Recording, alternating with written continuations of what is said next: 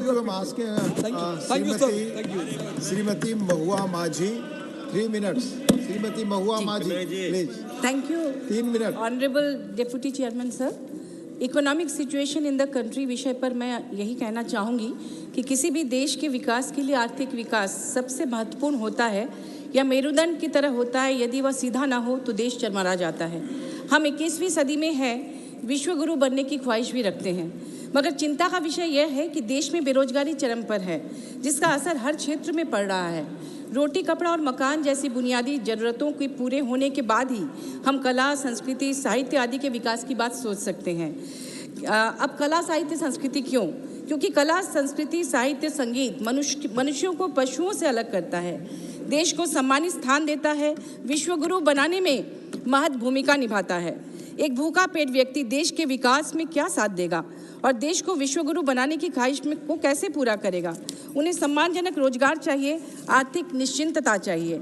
2 करोड़ नौकरी हर साल देने का वादा वर्तमान केंद्र सरकार पूरा कर पाई क्या? यदि पाती तो अब तक तो 2014 से 2023 तक लगभग 20 करोड़ लोगों को नौकरी मिल जाती, आर्थिक निश्चिंतता आती और ज़्यादा से ज़्यादा लोग देश को विश्वगुरु बनाने की मुहिम में लग जाते। अग्निवीर फौज में लगभग 3 साल की नौकरी। आप सोच सकते हैं, पहले एक गरीब का बेटा जब फौज में जाता था तो पूरा परिवार निश्चिंत हो जाता था, लेकिन अब 3 साल के बाद जब उसकी शादी होगी, बच्चे होंगे, बूढ़े माँ बाप होंगे, तो क्या करेगा? वो तो बेरोजगार हो जाएगा। क्या वो आत्महत्या के बारे में सोचेगा या फिर वो जो वादा है केंद्र सरकार का कि 80 करोड़ जनता को मुफ्त राशन दिए जा रहे हैं, उस दावे के अनुसार वो अपने परिवार का पेट पालेगा लेकर सरकार से? और अपने उससे उसके आत्मसम्मान का क्या होगा? क्या वो आत्महत्या करने को मजबूर नहीं होगा?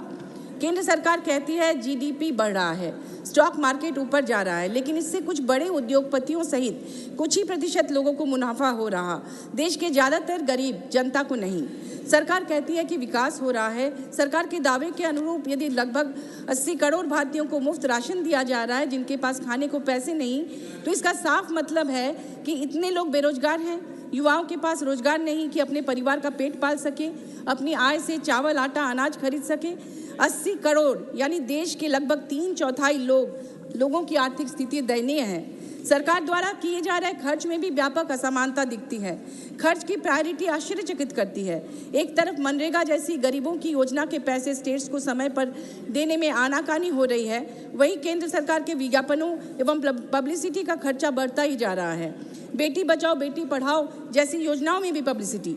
झारखंड सरकार में भी मनरेगा अंतर्गत सामग्री मद में भुगतान हेतु लगभग 426 करोड़ रुपए लंबित हैं, जबकि झारखंड गरीब और पिछड़ा राज्य है, देश के अन्य राज्यों से नीचे दूसरे नंबर पर है।